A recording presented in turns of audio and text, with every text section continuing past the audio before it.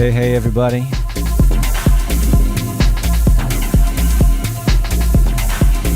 Taking a deep breath right now.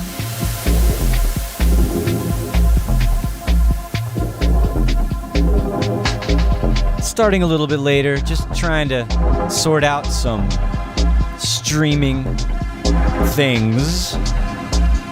Seems like we have it under control. Getting into the vibe of this track a little bit.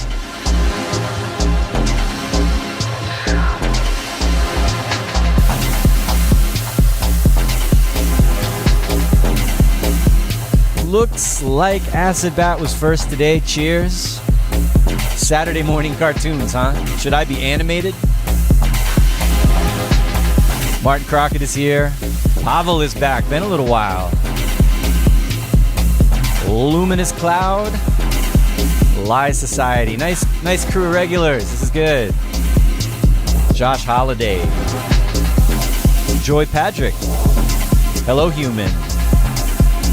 DJ Side FX. Michael Johnson.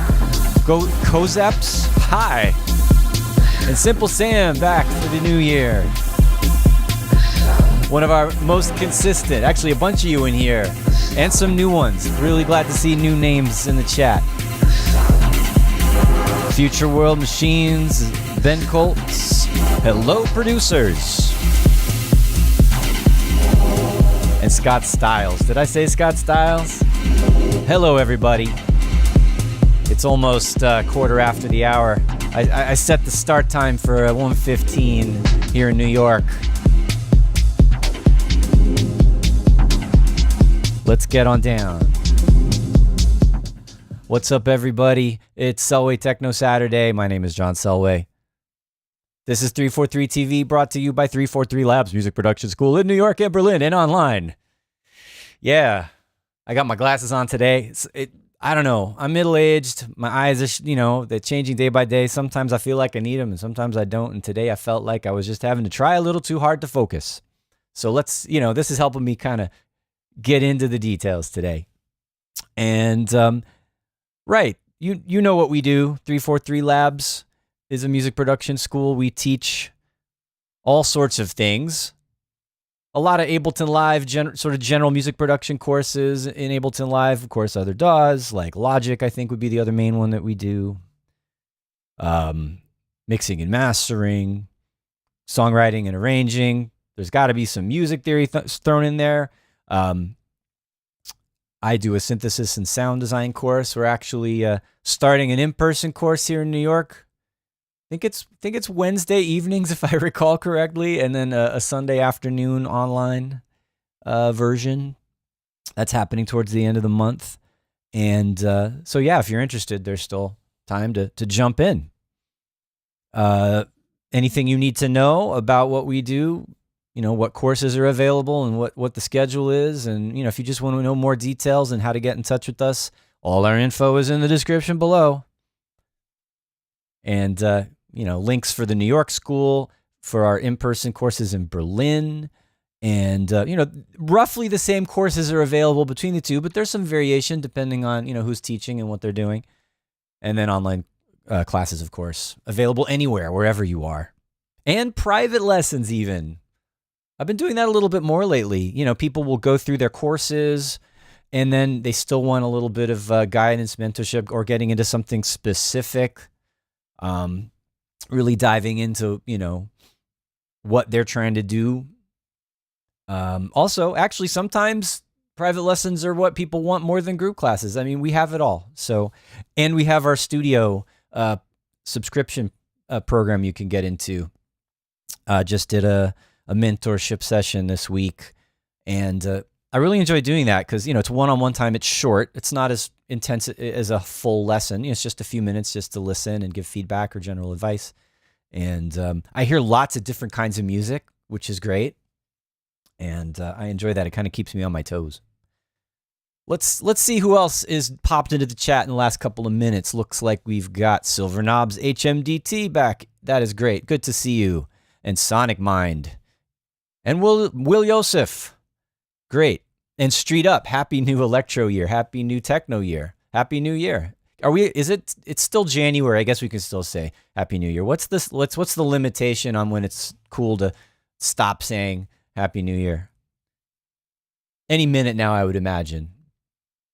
Right. So today I was thinking about what to do, and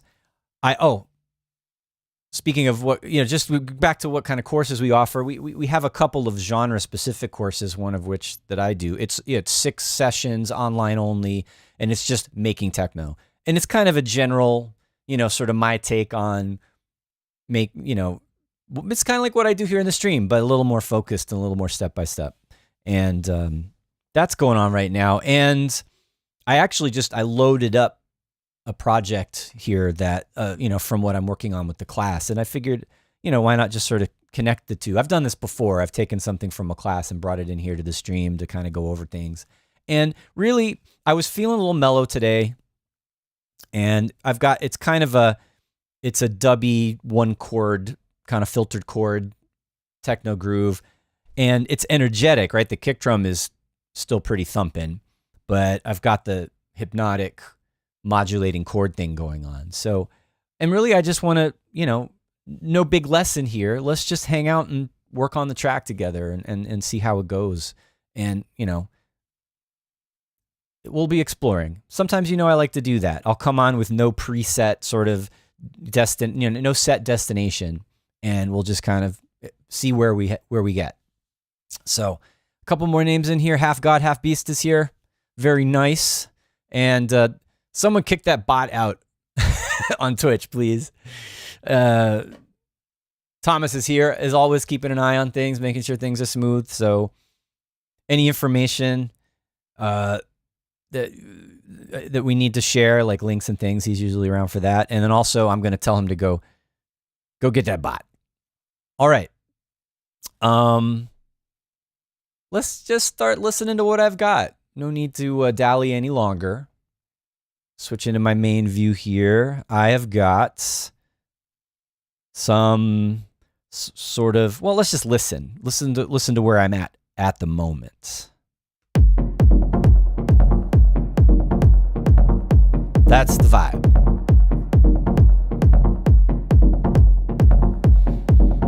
And where we're at in the course, in the Making Techno course, is it's just the hypnotic groove. It's starting with drums and a couple of sounds, and then just getting that loop going, getting the feel, the energy level that you want to start off with. And we started with a kick and some low percussion elements, and we talked about different approaches for that, like depending on what style you want to go for. And not getting too much into sound design, at least with synthesis. Like so far, it's been kind of focused on samples, one-shot sounds, and maybe even presets from synths and effects, right? Not getting, and that's one of the things that I like to think about, when I'm doing when I do the Making Techno course, is it's just like getting into it quickly, and you don't necessarily have to have a lot of experience in like making your own sounds. You can make techno with anything really, and it's just sort of how you use it.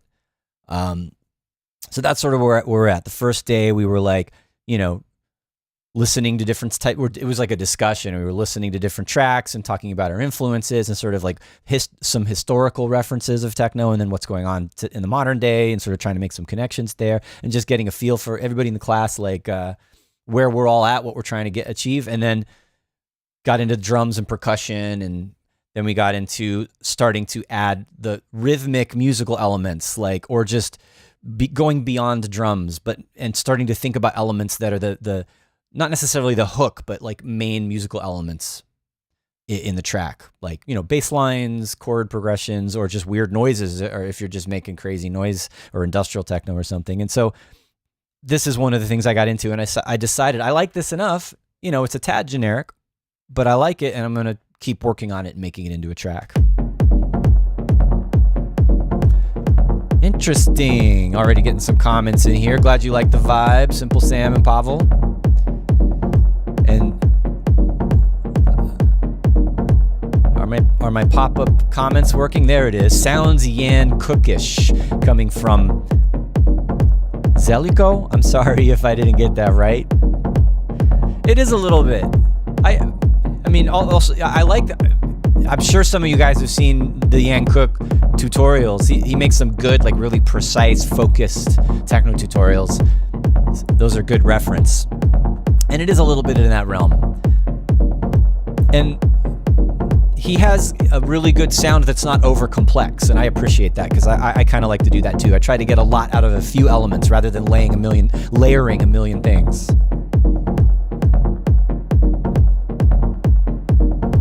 All right, so these are the drums in the background. Actually, I originally had this going a little bit more busy. This was gonna start in a heavier, kind of drummier vibe. Right, and I've got that more industrial, crunchy tom on top there. But then once I put the chord stabs on it, I felt like they were battling. You know, because drums like this could be the main thing in your track, right? So so I simplified it. Let's hear that with the kick. And there's also, I mean, you can see these are just some sort of filtered toms, and I've got them EQ'd like crazy. One of the things we were talking about in class was using EQ and filters and distortion to bring out resonance, to bring out tones. And so, you know, I'm exaggerating these drums a little bit, driving into the saturator, so it's making some of these frequencies kind of clip more and come out a little bit more. And then adding atmosphere to your track. Like, this is I just threw an echo preset on here. And you know I've done this before. This is a pretty typical thing to do in techno in general, is just use filtered delays and adding rhythm and atmosphere to drums with layers of effects like this. So that's what we were discussing. And then I always love playing around with feedback. Right, so that's very dark and trippy. And that could be an arrangement element later on. Right now I'm just sort of keeping it in the background a little bit.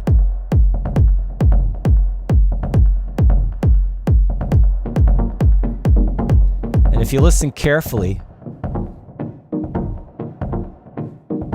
I tried to get these chord stabs. And these chord stabs, I stole them. These are from a loop from a library. I didn't make the synth. I'm not playing these chords. This was like a shortcut. And that's another thing I discussed. Like, there's a lot of techno that is sample-based workflow, and that's totally cool. You don't have to make everything from scratch. And there's plenty of even if it's, you know, your own samples that you made from material that you found rather than coming out of a library. But like the sound you get from chopping up audio is different than when you play notes into a synth. And that's sort of part of how this ended up the way it was.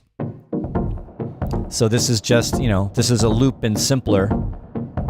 And I just picked a couple of them and made a new pattern rather than just looping the clip as it was. And I'm actually going to turn the effects off here for a second because I want you to hear it more clearly with the drums. And this is something I really like to do is with grooves is have a pockets where sounds go back and forth. So I'm trying to make it so you're not hearing the toms, the filtered toms and the percussion happen on top of the chords. They're in a similar frequency range. So sometimes they play together. I think this one maybe. Yeah.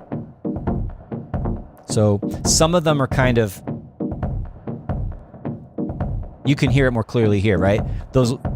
These three hits are alternating with when the tom is playing. Let's see if I can select the MIDI a little bit. Right.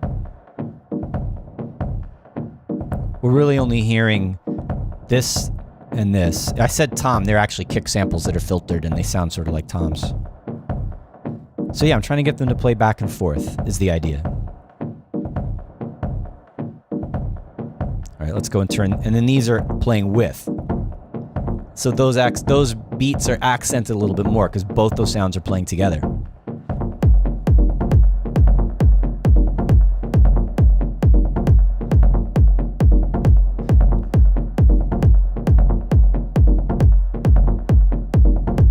Zeliko, glad I got your name right.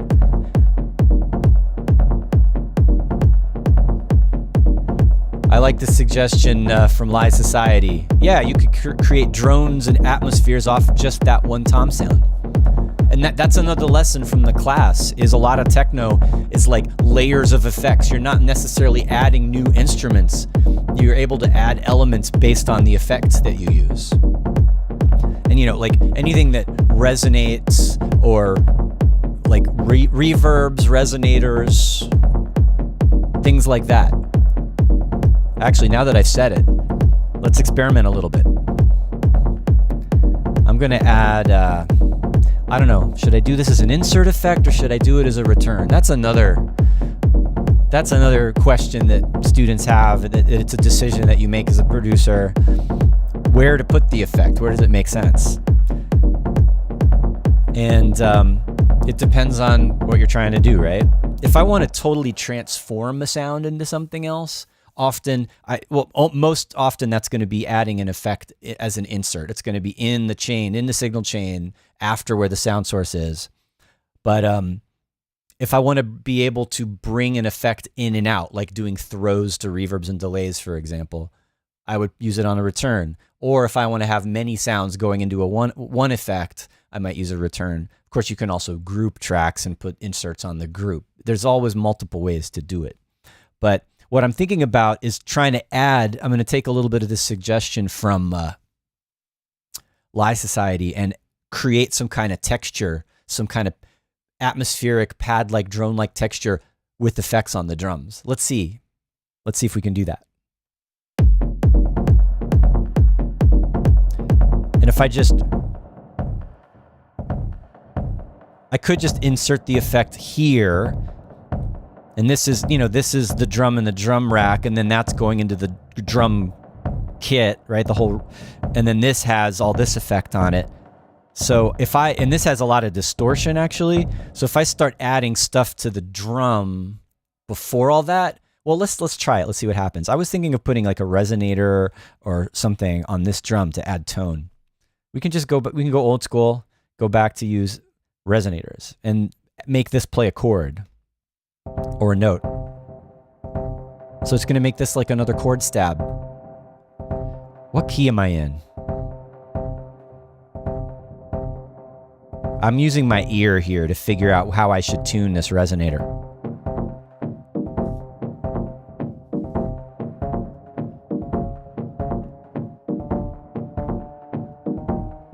Sounds like D sharp is in tune or in key with that chord.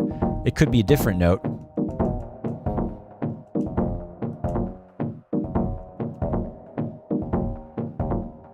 But I'm gonna go with D sharp as like the one of my chord. And then we can just do a minor third, 3 semitones up. I'm gonna do 2 of them. And then a 7 semitones for a 5th.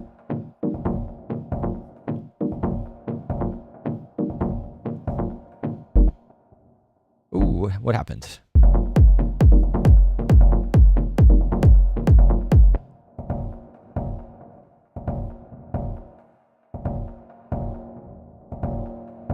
Increase the decay. Right now, you're not hearing the drum anymore, you're just hearing the resonator.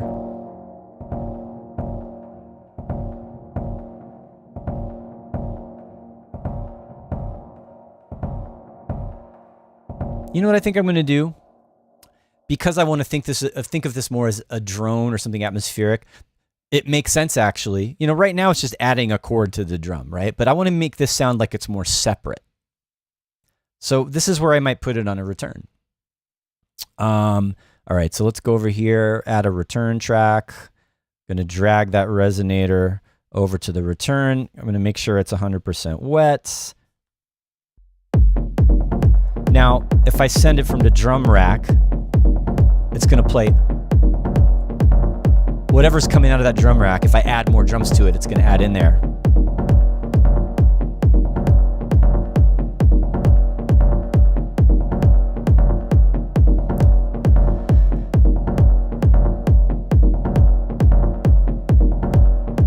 It looks like there's some more names in the chat. Who else is in here? Did I already? Oh, Narcissus Jr. Hello. Wispa's back. I think I already said hi to Netrunner, but just in case I didn't, hi Netrunner. Peter T. Are you watching on, where does it say Instagram? Yeah, I think we might be live on Instagram too. Is that where you started? Glad you're learning today. Thank you. All right, let's get back into this.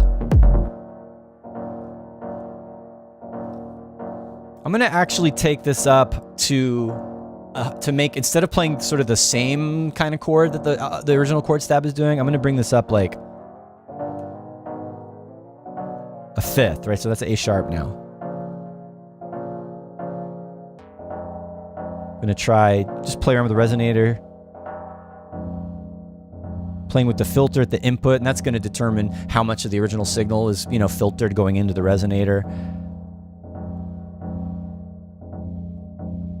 That's darker, obviously, now.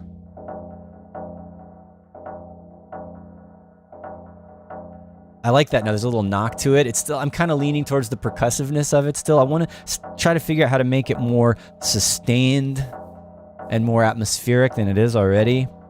Can also actually, we can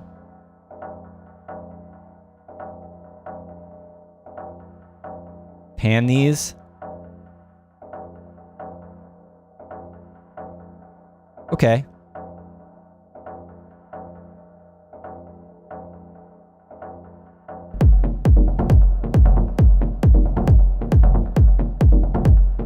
I like it.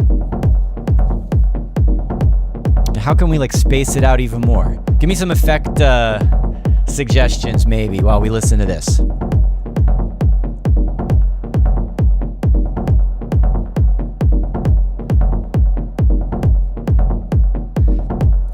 Netrunner saying add some texture. What kind of texture? Granular maybe, to like kind of crunch it up and spread it out a little bit. Reverb would be good. It's already a little reverby. Resonators have something in common with reverb, right? Reverbs can have resonance. Rooms have resonance, right? Certain frequencies are more exaggerated in the space. Future World Machines is saying reverse reverb. Do you know what I want to do? I've been forgetting. I noticed recently there was an update of one of the free Valhalla reverbs lately, and I haven't used. I keep forgetting about the Valhalla reverbs, and they're great, and they have cool. And you know, it's kind of like the Supermassive. It's like a hybrid delay reverb, and it sounds really cool. And I'm just let's start running through some presets and see what this does, because it's got some cool filtered modulating, even granular like things, you know, because you have the delay and you can warp it and you can make it more diffuse. And it kind of, like I said, it's sort of between a delay and a reverb.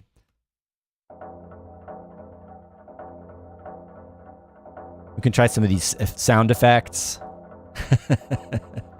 Let's see what these do. Boards of AFX, I don't know. That's really quiet. Let's turn this up a little bit so everybody can hear it.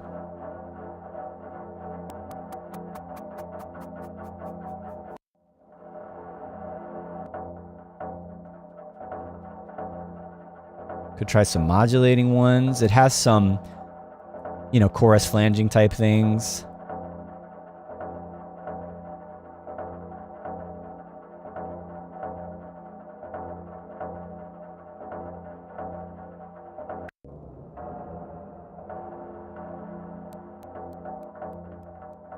I like this one because it's like, it's delay, reverb, and it's panning and spinning around a little bit.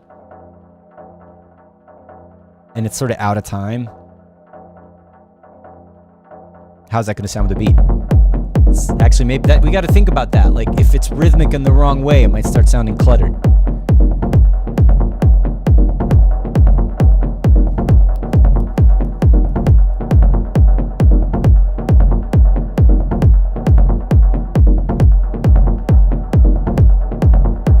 trying out presets, just trying to get ideas. More sort of overlapping dubby dotted eighth note delay going on. Sometimes I like what happens, it'll make these little artifacts when you switch between presets. I like this one too, because it's got the delay in it, but it's also sort of smooth and expansive and floating. Narcissus Jr. is asking if I use Reason in Ableton at all. I have. I don't have the full version of the latest update of Reason. But it does add a lot of complexity into your session to use Reason as a plugin. It's amazing you can do that though. Future World Machines is complaining, why are all the Valhalla presets always set to 100% mix? I think because they're thinking you're going to put them on a return track, which is exactly what I'm doing. You're right though, if you use it as a insert effect, that's really annoying.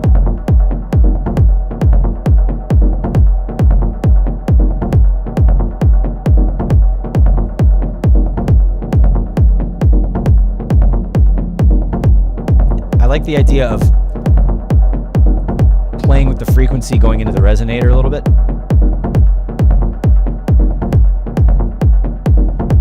Also, let's tighten this up a little bit. I want to make this a little noisy and a little bit more full.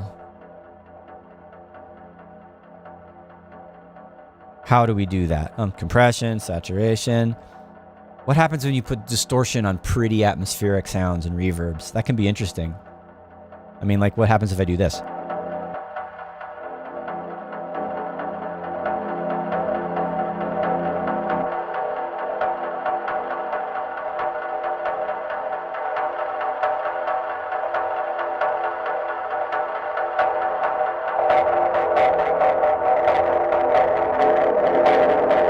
Oh, now it's getting a little loud. Let's turn that down.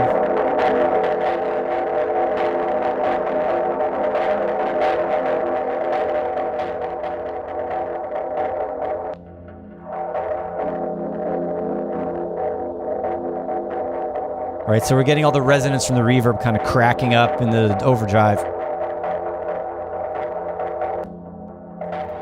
Where here it's distorting out of the resonator, and then you're hearing all that noise getting reverbed out.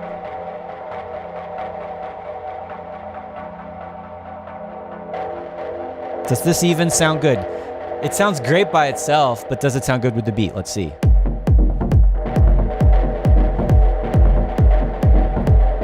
Not sure. It's a little too much, right?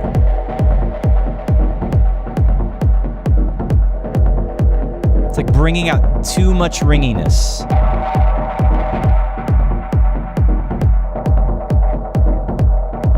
All right, I'm gonna stop with the reverb for a second and listen to what... I like what it's doing when it's kind of ringy and metallic on the top like that.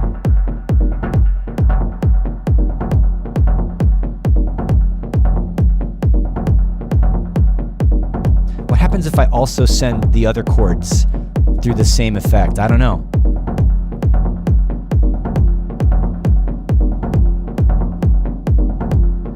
Too much ringing?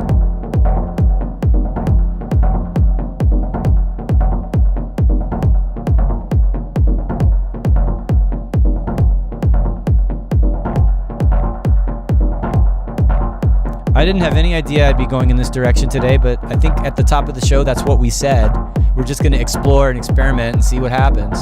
So, mission accomplished already?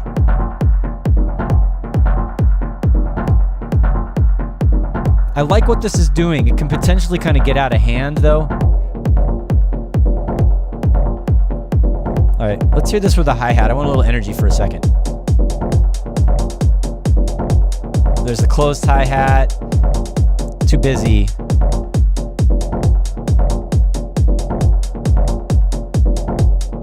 Maybe it needs to be shorter. Or maybe you want to just keep it really more sort of minimalistic. And oops.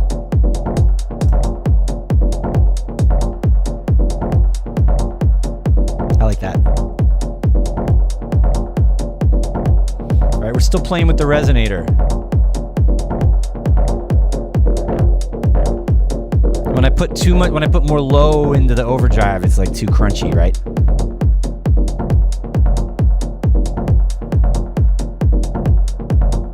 Maybe we need to control it a little bit with some compression. I don't know. Let's go back to the reverb. Maybe it's just too loud on the reverb. Or maybe I need to give it a little bit of dry signal.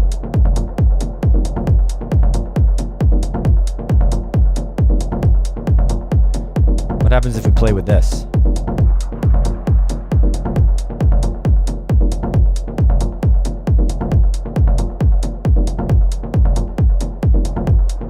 Subtle.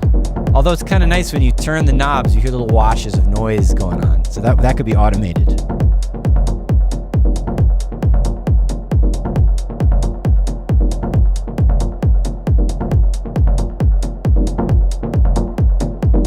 I also have effects on this sound. There's a flanger just slowly sweeping up and down. And then we have subtle changes with the filter.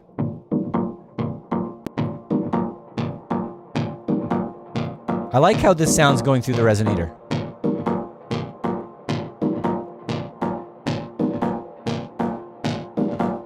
There's a beat repeat in there I forgot about.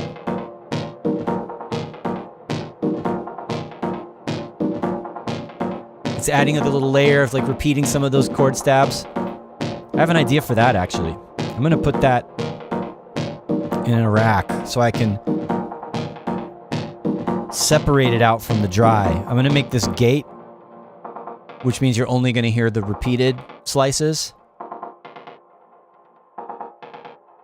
And then I'll make an extra chain to be the dry signal. And then this could be processed separately.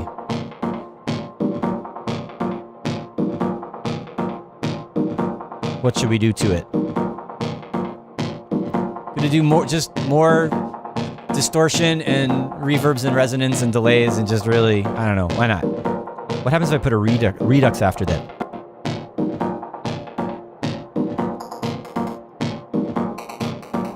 Cool.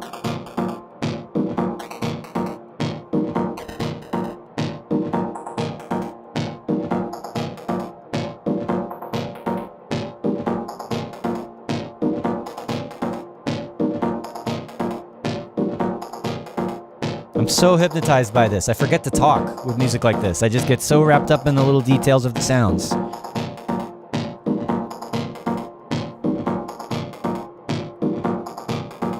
Spectral blur? I don't know. Spectral time? These spectral effects are really powerful and they can sometimes kind of add latency. But let's try it. Let's put spectral time after this layer. Let's see how weird we can get.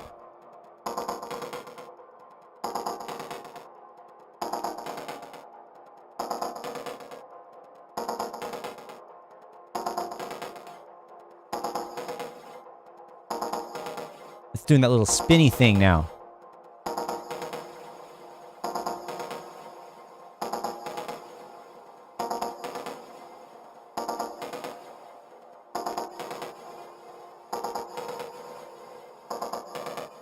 Do you hear it? It's subtle. But for me, that's what makes it. When I put my headphones on and listen to this and you hear these little things changing, real subtle.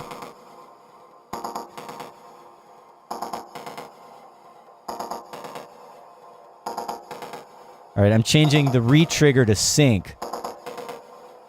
I don't know, it might be that it's just not drastic enough to really hear what's happening in there.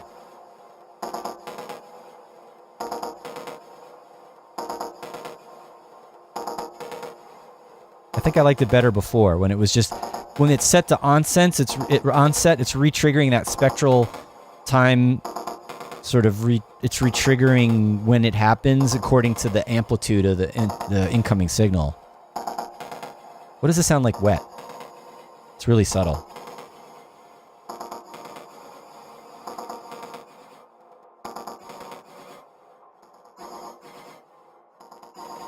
That's cool.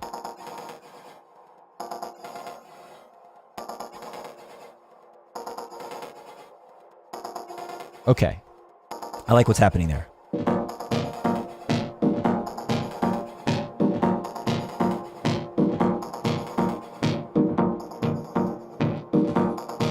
I can even actually, I'm almost forgetting, there's a filter on the beat repeat. So I can make that brighter or darker. I feel like I want that to be a little bit more up front. Let's just use a compressor so I can bring this out more.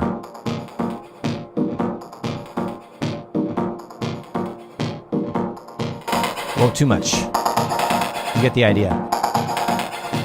But I like it. It just needs to be balanced.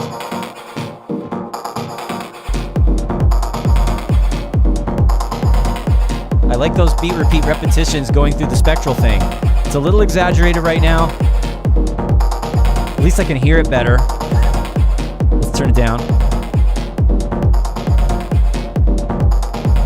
And see what the spectral time does. It'll be a little more obvious.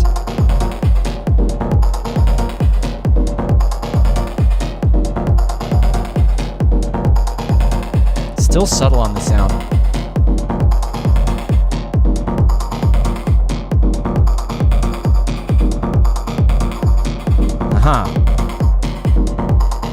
I'm delaying, I'm changing where the repeat of the freezer is happening.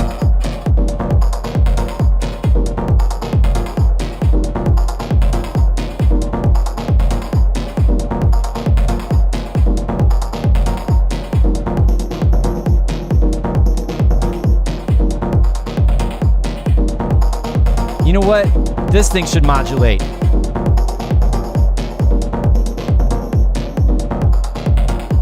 But this doesn't have an LFO in it. Let's get an LFO. I'm going to throw that in right here.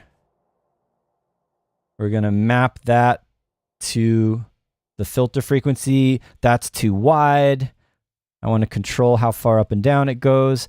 I can do that here. I can have like the sort of the overall percentage, the low and the high, sort of minimum and maximum amount. That looks a little bit more like what I was doing. Let's slow that down a bit.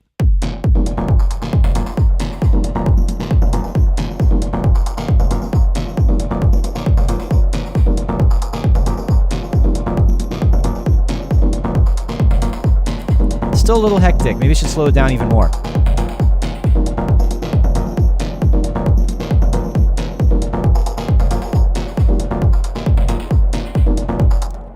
Sweeping up and down like that is cool. I wonder though, let's try, I'm going to do synced instead and then random.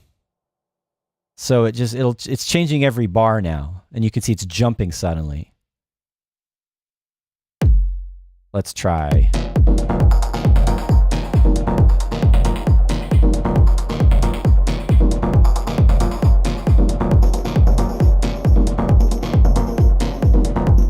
Cool.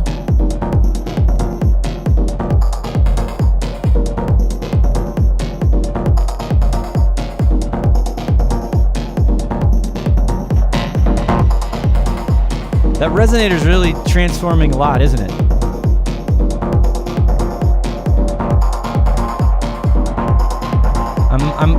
I'm kind of having second thoughts about this whole signal path now with the resonator going the overdrive and the reverb, because it's like there's some frequencies that are sticking out a lot. Maybe it's the overdrive.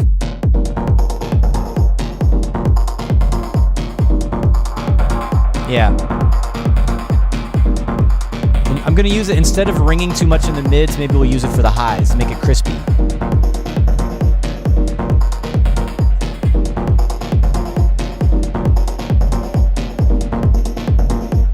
All right, I feel like I need to take a little break. My mind is starting to wander. Let's pause and discuss a little bit. Let's check in with the chat and see how everybody's doing.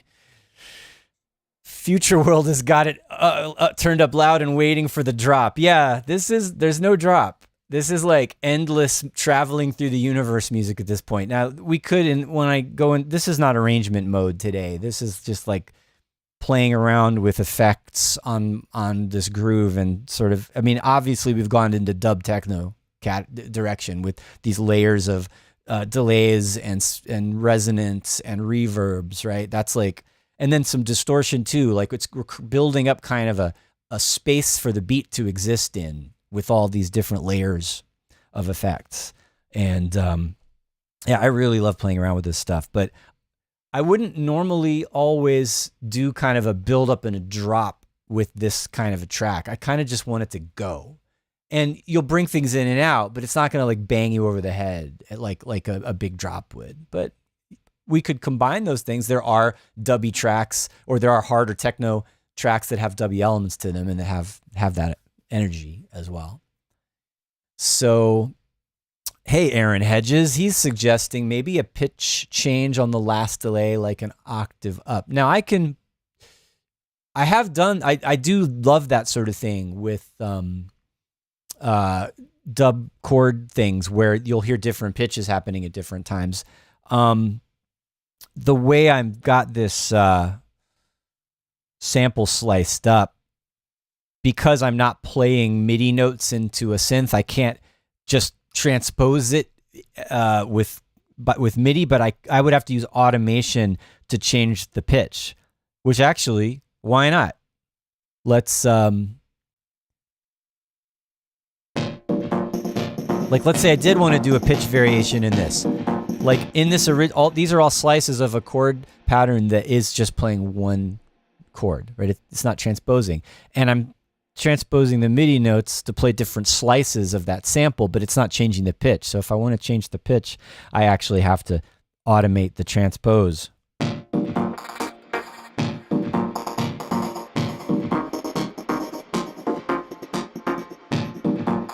Which is actually kind of cool. So yeah, I would need to do that. And I think this is what you mean. Transposing the echoes would also have to be effects automation. And could I even do that with these effects? It depends. Anyway, let's see. I'm going to unlink the envelope and make the length of the loop, let's say 4 bars for now. And that's the transpose. Right, so that's the original tuning. And let's say I wanted to play in the 4th bar.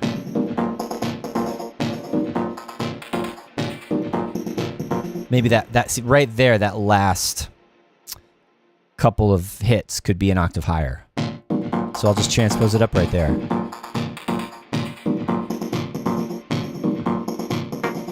Yeah. Not sure. It's like making the sample sort of chipmunk out. It's like it's too short. I'm not sure if I like that, but maybe lower.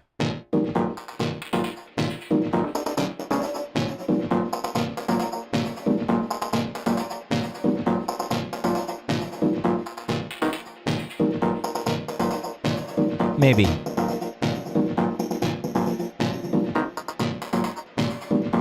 That's okay. It's kind of cool.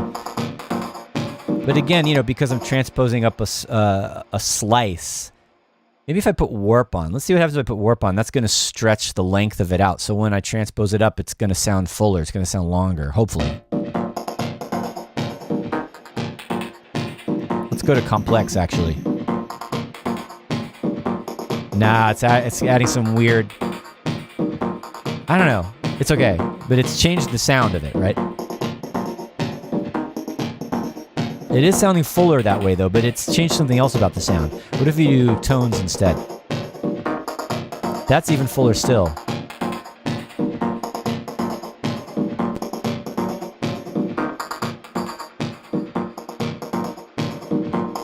Forgot about this.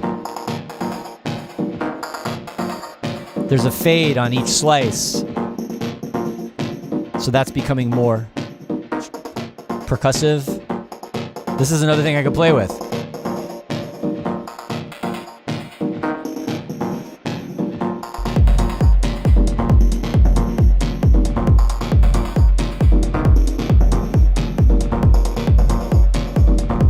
that's like some musical variation. It's a little less trancey that way.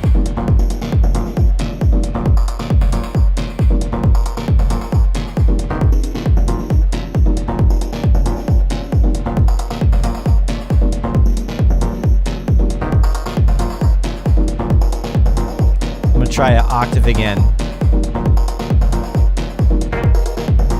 There's some weird artifacts in there from the time stretching. But I like it. Do you know what I want to do? I want to have that higher hit throw to a big reverb. All right, so I'm going to go to Mixer, Reverb Send.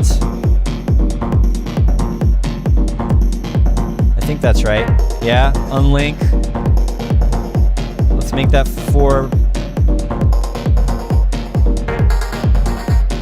Right, and I just want to draw in the reverb to send just on that high.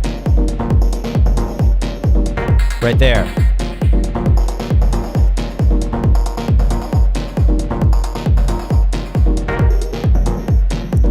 All right, there's no reverb on.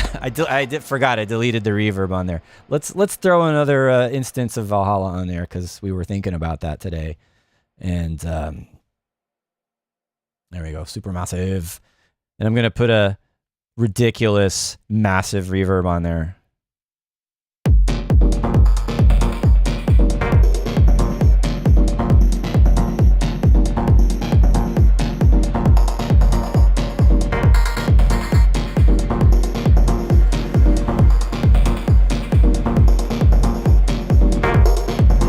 It's so slow. The reverb takes forever to kind of bloom up. Wait, what does that sound like by itself?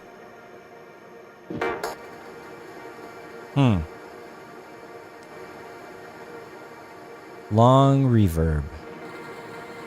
That's just a sustained pad now, basically.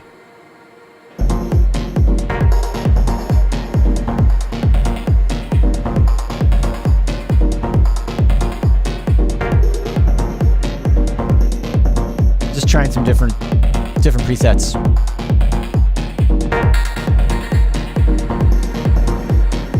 Really long.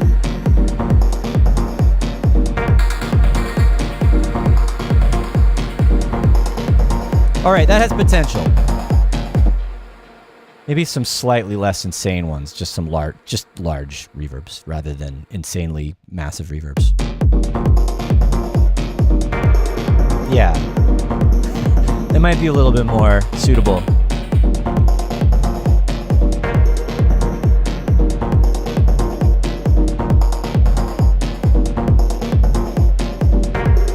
How would this sound with an open hi-hat instead? Let's see.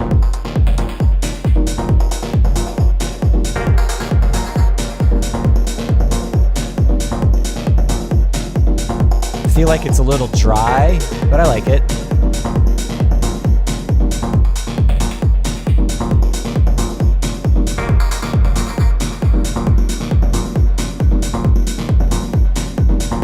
Put some delays on that.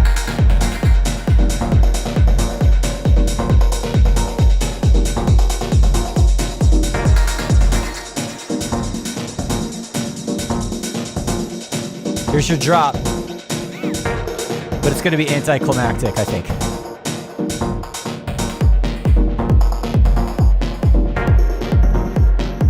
Probably in an arrangement, I would get rid of that high one in that section. Maybe drop back, a little less space, a little more dry.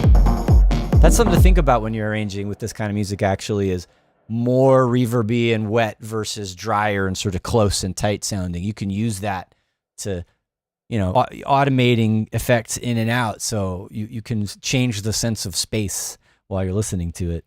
Yeah, I'm kind of happy with how this is going. Wispa says I should shorten the envelope on the hi-hat. Yeah, I mean, we like the tighter hi-hats for this kind of music, I think. So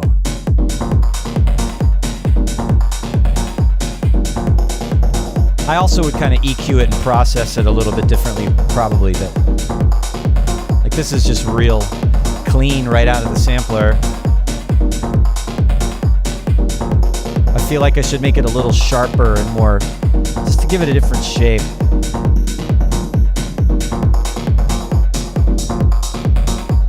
A little more, yeah, I feel like resonant and a little sharper would be good.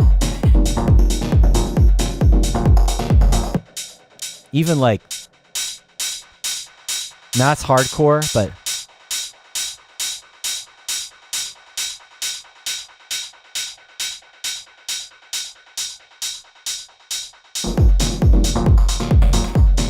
just an idea. Just squashes it a little bit.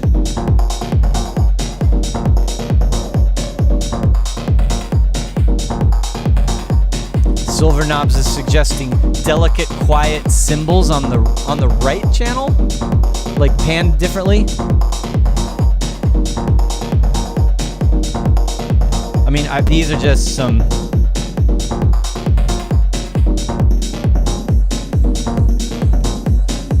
These aren't very delicate. These would need to be a little different, right? We do the.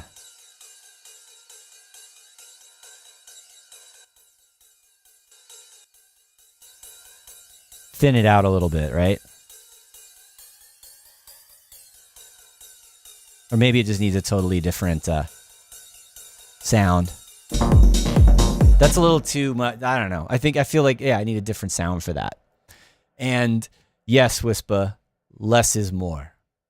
With this kind of music, right? You don't want to overdo it. I have enough, for sure, I have enough to make a whole track now. It just depends on how...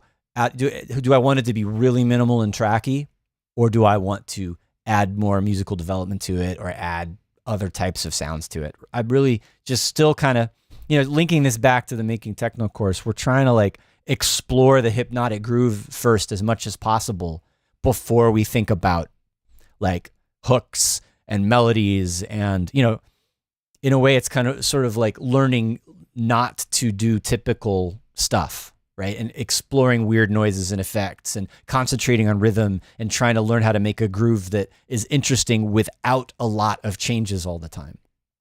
That's sort of what I was trying to impart. And that's what I'm doing today. I'm focusing in on the whole, the feel and the space and the mood and the rhythm first. Yep. So I'm not feeling that typical 909 ride for this. I might want like a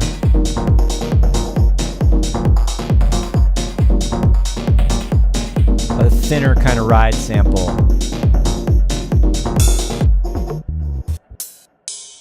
Even like something, there's just a lot of random.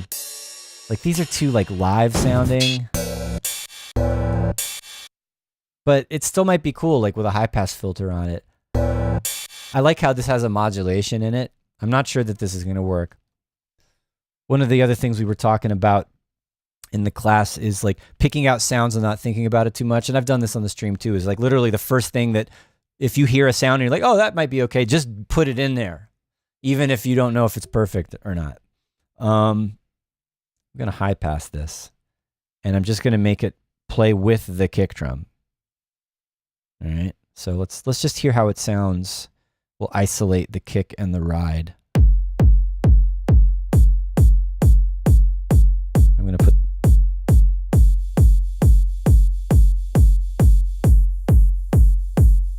Like that's like a delicate sound, right?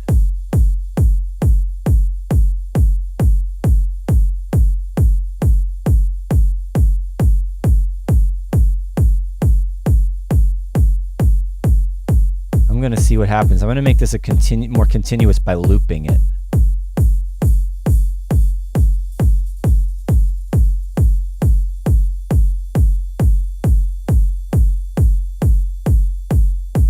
You hear that, right?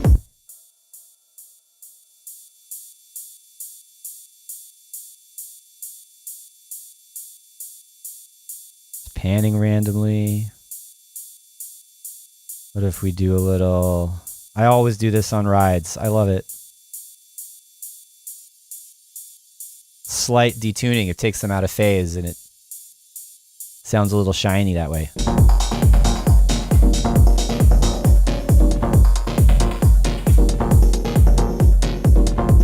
I might even compress something like this to make it sound just like smoother.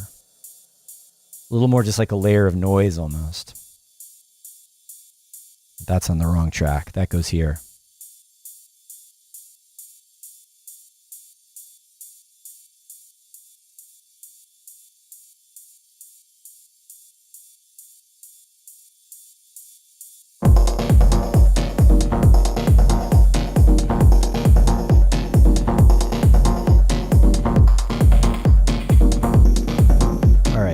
That's something to play around with.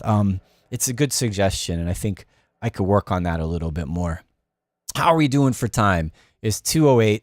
We started about 1:15, so we have a few more minutes left. But let's chat a little bit more before we wrap things up. Suli Velasco. Hi, Suli. You're another new name. Nice to have you here. Increase attack. Do you mean that on the ride symbol?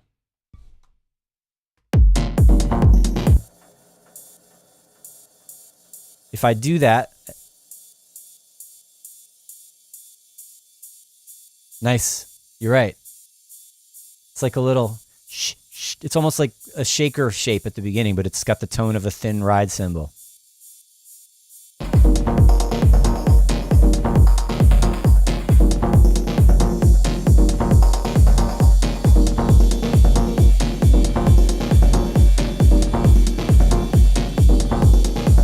That could be something to play with too. Nice suggestion there. Pretty cool. Shaker. James Porch hears crinkly ASMR noises in a lot of stuff at the moment. You mean in general? Like little crunchy stuff? That does happen a lot. And it's like, I mean, if I wanted to add that element here, I might look at like granular effects and things that do those little random clicks and stuff like that. But just having a little kind of fuzzy distortion in the high frequencies can give you that vibe as well. So that's interesting. David Schwartz, good question. Good comment and question here. I find I can spend hours tweaking sounds with effects. When is it done? Yeah, I mean, you have to not go, right? You got to recognize, that's all in you, right? You have to like learn to stop yourself. If you feel like you're, going too far down the rabbit hole into a particular direction, you've got to stop and take a breath and do something else. And that might be a good way to do it, is just take a break and then come back to it. And if you might listen to it, oh great, this is good, I can just leave that and move on to the next thing. Or you might think you need to fix it or something like that. They're sticking to a workflow can help. Like if you say, today I'm just going to do sound design and then tomorrow I'm going to make beats, right?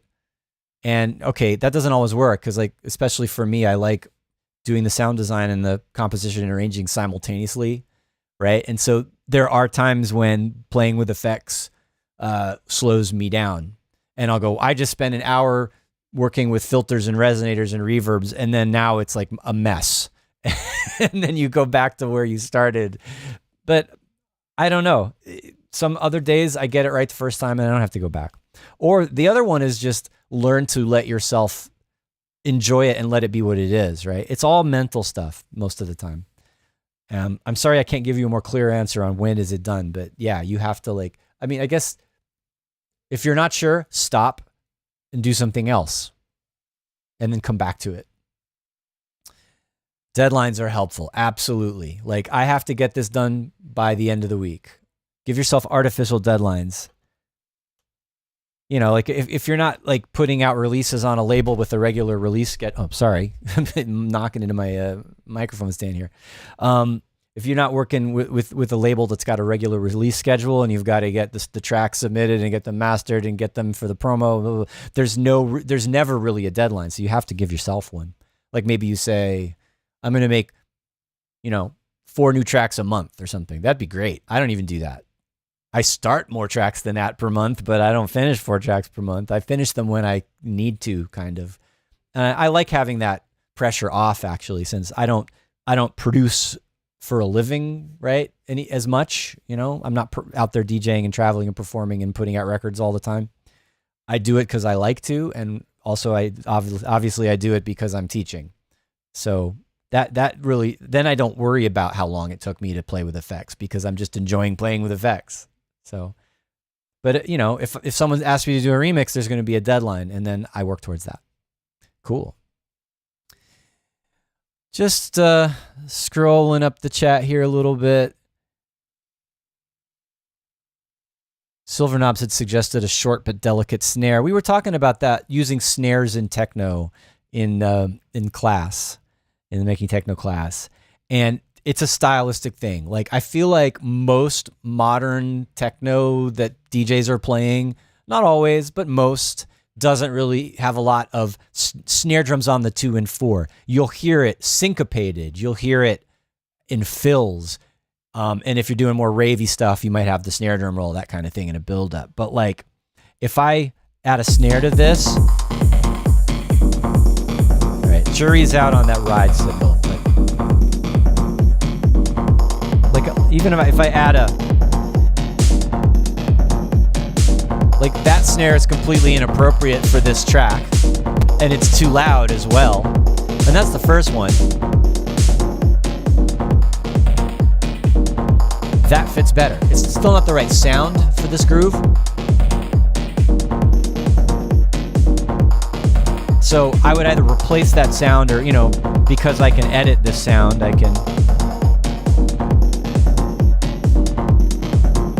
All right, there's no decay on this one, but... Yeah, I probably want to find a different sound, but you get the point, right? Like a big doesn't... It doesn't give this track what I want.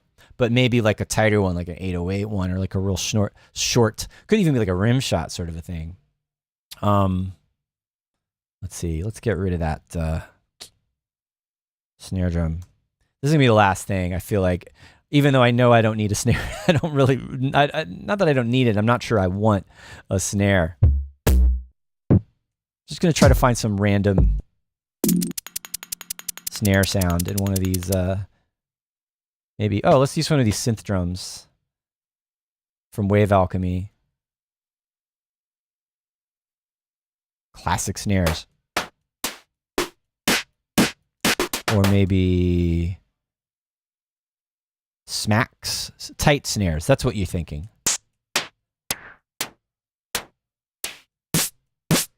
Maybe. None of these are really jumping out at me. Sometimes what I'll do is, if I go through a bunch of samples, it's like that meme where the slot machines picking snares. Anybody seen that? That's what I'm doing. Even if I'm not sure that it's going to work, I put it in there anyway, just to do it.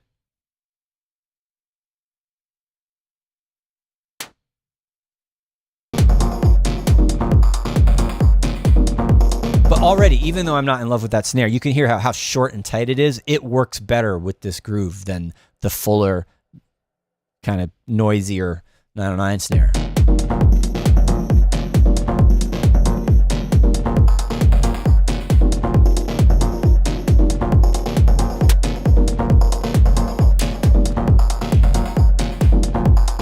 It's like a little electro-y kind of zap in the background there now. All right. I think that's enough. I'm going to say thank you to everybody for hanging out and getting into this repetitive one chord dubby techno thing today. And it was interesting exploring the layers of effects and adding atmosphere and new tones. And the concept, I like that concept of kind of thinking about how the drums are interacting with the chord stabs and how they're both running through effects, and the layers sort of add up, and it starts to be more than the sum of its parts if you do it right, I think. And also, I just like this vibe. I like deep, dubby, hypnotic techno. You can just chill to it. This one, playing this on a big, loud system, it's going to be pretty heavy. It's not going to be peak time, but it's still going to move some feet, hopefully. And yeah, so that's what we did today. And we talked a little bit about, what we've been doing in the Making Techno course. And I'll remind everyone that I'm doing the synth sound design course starting soon, online and in person here in New York. There probably is still a spot or two if you're interested. And as always, if you want to know more about what's happening with 343 Labs and 343 Studio, you've got all the links down in the description. And join our Discord if you haven't already. Still deciding when the next feedback sessions are going to be. I promise. I know I've been saying this for a couple months now, but it will happen. And I've got some guests coming. It's going to be good. I think I know who I want for the Techno feedback session next time. So we'll announce that date. I think I'm meeting this particular guest in a couple of days, and we're going to nail down the date. So I'll have that announced pretty soon. So enjoy your week. See you next time, and adios.